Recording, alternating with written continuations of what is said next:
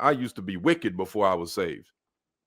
I spent many years in penitentiaries, many years in jails. You have no idea how many people I've seen who did not want to go to prison. You know that? It seems like people be baffled, but they really didn't want to go to prison. That place is filled to the hilt with people didn't want to go. I've seen grown men, they're hard. They think that they're a gangster on Friday night. Saturday night comes, Sunday night comes, they're gangster. Monday morning, court comes.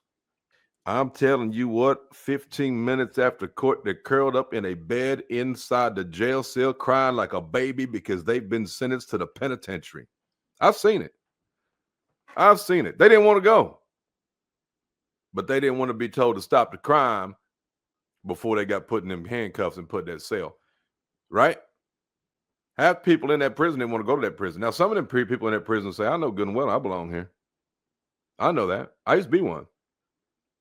I told everybody I'm in this penitentiary for a reason. I knew I was wicked. There wasn't no way around that. I just call a spade a spade. But you've got some people in there say, I can't believe they put me in here. They set me up. I said, well, did you do it? Yeah, but they set me up. What you mean? We're going to have a lot of people in hell just like that. All right. They're going to be in here talking about they don't deserve this. Talking about they don't want to be here.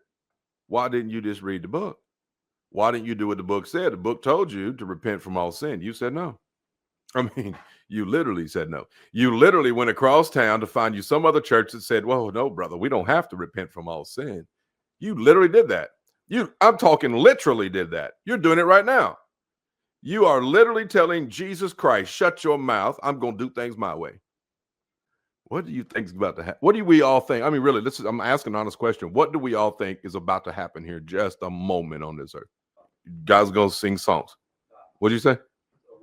We're going to hear angels singing in the clouds.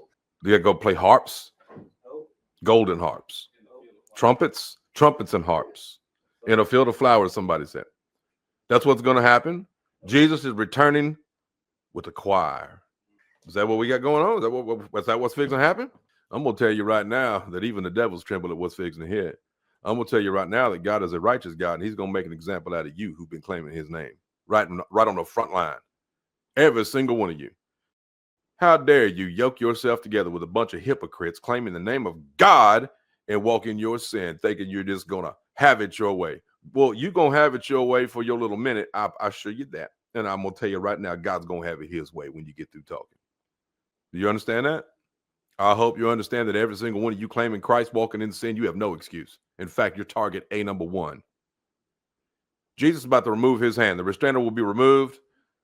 666 is on deck. That's the least of your worries. That's the least of it. The demons from hell are coming. Apollyon, the locust army, and you who claim the name of Christ but walk in sin, you do not have the name of God in your forehead.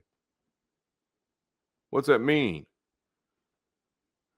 Well, that means the devil's about to have you for lunch. And you can scream and you can cry, but nobody's coming to help. I hope you understand it. God will not be mocked. And every time y'all get together on Sunday morning singing your little songs, telling everybody, don't judge me lest you be judged, taking all that stuff out of context so that you can carry on in your sin, you're mocking God.